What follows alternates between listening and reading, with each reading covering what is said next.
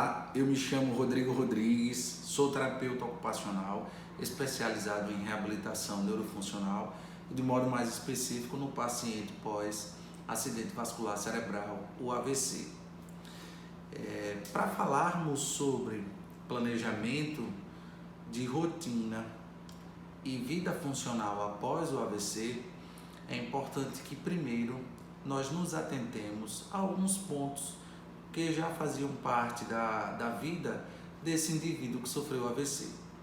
Todos nós, de maneira geral, possuímos três grandes áreas de desempenho ocupacional, onde a primeira delas e a mais básica, a primeira que nós começamos a adquirir propriedade no fazer, seria o autocuidado, que diz respeito às funções relacionadas à alimentação, ao vestuário e à higiene. Temos também uma grande área de desempenho ocupacional, que seria a produtividade, tá? E outra área relacionada ao lazer e às atividades significativas, que fazem parte do repertório de cada indivíduo, e isso vai de acordo com a sua cultura, com a sua inserção social, tá? Embora quando nós estamos diante de uma realidade de um paciente que sofreu AVC e volta para casa, a primeira coisa que nós precisamos de fato empregar, na nossa mente, diante dos nossos costumes, diante dos nossos anseios e de toda aquela situação que paira no familiar que vai receber alguém, que aparentemente saiu de casa sem sequelas, e retorna para casa com algumas limitações relacionadas ao cotidiano. E o que seria esse cotidiano? Eu expliquei para vocês essas áreas de desempenho ocupacional, mas o cotidiano, esse desempenho ocupacional, o que seria esse desempenho ocupacional? Ele está relacionado a tudo aquilo que nós realizamos, desde o momento em que nós acordamos ao momento que nós vamos dormir. Então, essas atividades relacionadas às atividades de vida diária ou as básicas de vida diária, que são as AVDs, que estão nesse grupo, nessa área de desempenho ocupacional relacionada ao autocuidado, elas são imprescindíveis para que nós estejamos aqui, para que nós continuemos responsáveis por nossa manutenção vital, para que a gente inclusive goze de boa saúde, porque nós sabemos que a saúde não é só uma ausência de doença, mas um bem-estar físico e inclusive o fato de eu poder cuidar do meu próprio corpo diz respeito à minha saúde também intelectual, à minha saúde mental e à minha saúde física, tá? Então, a primeira coisa que a gente precisa, depois de pensarmos nesse cotidiano, nas atividades que já eram desempenhadas por esse indivíduo, qual o primeiro passo que a gente precisa fazer para implementar uma nova rotina ou planejar uma rotina que seja eficaz a esse paciente e que vá promovendo aos poucos um retorno à vida funcional desse indivíduo? É a gente planejar as atividades de acordo com algumas habilidades que possam nortear esse processo de modo significativo, que possam trazer esse paciente a uma organização inicial, do tempo e do espaço, que nós chamamos de organização temporoespacial. E para isso nós utilizamos alguns utensílios, do dia a dia, ou, se necessário, nós confeccionamos. E aí eu abro uma ressalva para a importância, claro, da equipe que acompanha esse paciente, da equipe interprofissional, o terapeuta ocupacional, o fisioterapeuta, o fonoaudiólogo, o psicólogo, e os demais profissionais. Embora quando se trata de rotina, quando se trata de planejamento relacionado à atividade de vida diária, o profissional capacitado para fazer essa readequação ou ajudar a família nesse processo é o terapeuta ocupacional. Então, digamos que este ambiente a qual o indivíduo está inserido, ele precisa ser um ambiente que traga a ele informações necessárias no que diz respeito à organização do tempo e do espaço. Então, o que nós chamamos de organização temporoespacial.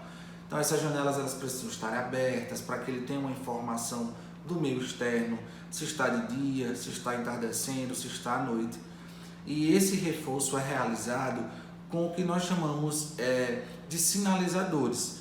De fato, essas informações externas, elas também são sinalizadores, elas também são reforçadores no que diz respeito a essa organização temporoespacial. Mas, por exemplo, a implementação de calendários, tá? Esses calendários já pré-fabricados, se esse indivíduo ele consegue manuseá-lo, ótimo, né? Se a gente não está diante de uma limitação física também associada, né? A gente pode estar fazendo com que ele mesmo faça, ele mesmo alimente este calendário. No caso do indivíduo que não consegue ainda, a gente pode, inclusive, realizar algumas adaptações, alguns calendários que venham favorecer. É um calendário aqui no caso semi-estruturado, né? Aqui eu tenho um calendário pronto só para que haja essa informação visual, ou se o indivíduo quiser marcar um X, circular para ter uma organização de quantos dias já se passaram, qual dia que nós estamos hoje. Mas a gente também pode realizar um calendário semi-estruturado e ele ser preenchido de acordo com a necessidade de cada dia, ou então com a necessidade de acordo com a funcionalidade que ele apresenta. Sobre funcionalidade, eu vou conversar um pouquinho daqui a pouco com vocês, mas eu só queria deixar claro que todos nós podemos de alguma forma contribuir para a funcionalidade desse indivíduo. E eu vou dar esse exemplo com esse calendário semi-estruturado. Então, se ele não consegue preencher, por exemplo, e o cuidador, o familiar consegue, mas ele consegue evocar, ou seja, ele consegue me dizer, ele consegue lembrar qual mês que nós estamos, ou se ontem foi 2 e ele consegue evocar que hoje é 3, ou se ontem foi quarta e ele consegue evocar que hoje é quinta, e esse facilitador, esse cuidador, ele faz a alimentação, ele escreve pelo paciente, o paciente foi funcional no que diz respeito à evocação, isso já é muito positivo. Se futuramente ele mesmo consegue alimentar isso aqui com a escrita, ou a gente também pode fazer isso de forma impressa, colocar um autoadesivo de modo que a gente possa fazer as trocas, tá? Do que diz respeito ao dia, da semana, ao ano, a data, tá bom? Se ele consegue interagir de alguma forma, isso é muito significativo e é preciso que nós readequemos esse ambiente de modo que esse indivíduo ele participe de fato, ainda que essa participação ela seja mínima. E aí é onde está o segredo desse retorno funcional, dessa vida funcional posterior a esse processo da reabilitação. E eu não falo nem posterior, eu falo diante desse processo, porque a cada momento que nós acompanhamos o paciente, cada momento que nós percebemos que esse paciente evolui de alguma forma, isso já é um processo de evolução e de contribuição para esse retorno funcional. Eu vou dar outro exemplo aqui no que tange a organização temporoespacial, tá? E esse é o primeiro passo. O segundo exemplo que eu queria dar é depois que nós estabelecemos uma rotina, de modo a que inicialmente esse paciente se organiza no tempo e no espaço, esse paciente tem uns horários pré-estabelecidos, por exemplo, para a realização das suas refeições, das suas medicações, das atividades relacionadas à reabilitação, e a gente consegue estipular isso, colocar próximo do campo visual do paciente para que ele saiba que daqui a algum tempo ele vai chegar o terapeuta, ou que ele vai tomar uma medicação, ou que ele vai precisar sair para fazer um exame. Então, essa rotina ela precisa ser de posse também desse indivíduo para que ele compreenda o que é que está acontecendo no ambiente. Não é só ter, por exemplo, um esquema temporoespacial, mas é saber o que é que vai acontecer diante daquilo que eu sei em relação ao tempo. Mas o que é que vai acontecer 10 horas da manhã? Né? Muitas vezes esses pacientes eles ficam com alguma sequela no que diz respeito à cognição, à memória, à linguagem, e esses sinalizadores eles são indispensáveis, ok? No que diz respeito a essas atividades básicas de vida diária, como por exemplo a alimentação, a higiene e o vestuário, é importante que esses utensílios, por exemplo, os utensílios relacionados à alimentação, como os talheres, né, os pratos, os copos, eles sejam utilizados de acordo com a necessidade neuromuscular, com a necessidade sensorial desse paciente. E o profissional responsável por adaptar esses utensílios, caso seja necessário, é o terapeuta ocupacional.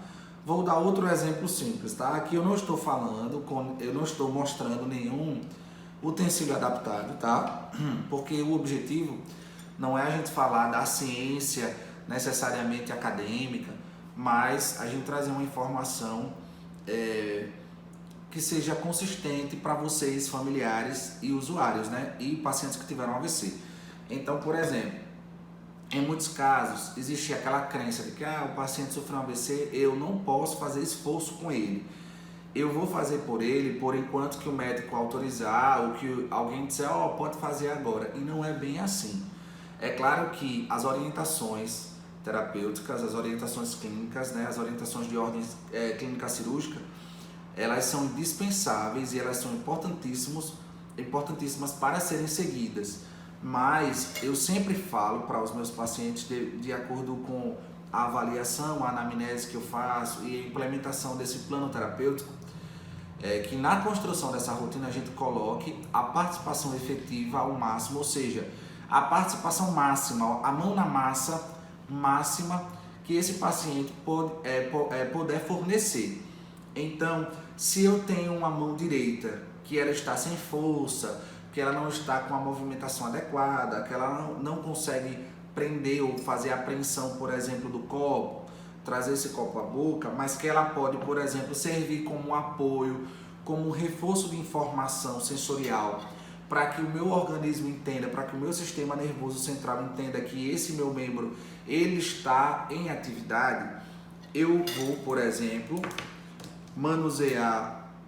A gente geralmente transfere a função inicialmente do membro que era o membro mais dominante, digamos, esse paciente escrevia com a mão direita, comia com a mão direita, usava mais a mão direita, então a gente vai utilizar a mão direita como um suporte, tá? Então é um suporte de descarga de peso, e eu vou utilizar a minha mão esquerda para pinçar os alimentos, para realizar a minha refeição. Embora, gente, esse treino e a assistência desse treino deve ser inicialmente supervisionada por um profissional. Eu estou aqui dando exemplos de situações onde o nosso indivíduo que sofreu AVC, ele pode estar participando. E isso é imprescindível, por exemplo, para que esse tronco possa estar sendo trabalhado na postura sentada, para que futuramente esse paciente ficando de pé, ele consiga uma melhor marcha, tá? Só que tudo isso aí tem que ser supervisionado pelos profissionais relacionados a essas atividades. Então, o terapeuta ocupacional é aquele profissional que vai trabalhar as atividades de vida diária, o treino dessas atividades, supervisioniza esse treino, constrói as adaptações se assim for necessário, mas também orienta a família na execução dessas atividades quando ele não está. E é importantíssimo que a gente possa ter esse feeling com o terapeuta, e se a gente não tem ainda esse terapeuta no nosso repertório de atividades terapêuticas, que a gente procure a avaliação do terapeuta ocupacional. Por quê? Porque a vida funcional diz respeito àquilo que, enquanto processo de reabilitação, e aí eu falo desde o momento em que o paciente está hospitalizado, inclusive às vezes no ambiente de unidade de terapia intensiva, a gente tem uma lei, uma portaria do Ministério da Saúde, que é a RD 7 de 2010, que preconiza o terapeuta ocupacional na unidade de terapia intensiva, prestando uma assistência à beira-leito. E posterior a essa assistência, esse profissional, ele deve acompanhar também esse paciente, seja no domicílio ou seja em casa, para que esse processo de vida funcional, de retorno posteriormente às atividades mais refinadas, às atividades relacionadas ao trabalho, relacionadas ao lazer, as atividades, por exemplo, relacionadas à mobilidade, se esse paciente precisar de uma cadeira de roda, se esse paciente precisar de um auxiliar de marcha, se esse paciente precisar de algum utensílio de tecnologia assistiva ou de adaptação, para que a vida funcional dele aconteça no meio externo ou até mesmo dentro de casa. Então é importante que essa assistência seja prestada por um profissional adequado, tá? E aí, no que diz respeito, no que tange a vida funcional, eu citei como exemplo algumas situações que são imprescindíveis para que essa vida funcional aconteça.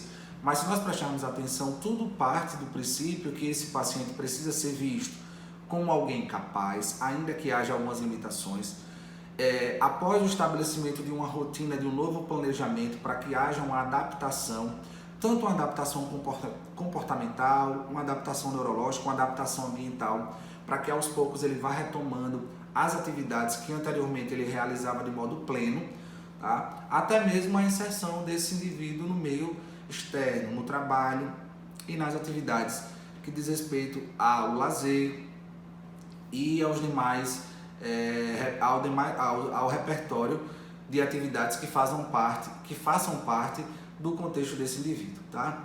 Eu gostaria de deixar aqui o meu agradecimento à Ação AVC, uma iniciativa que eu tenho um grande carinho, que eu tenho orgulho de fazer parte. Eu faço parte da equipe diretiva de saúde e nós nos encontraremos mais uma vez, tá? Em um próximo dia, logo logo, para conversarmos um pouquinho sobre sexualidade no paciente pós-AVC. Eu espero que este diálogo, essa conversa, ela tenha sido satisfatória e que possa te ajudar de alguma forma enquanto paciente ou paciente pós-AVC ou familiar.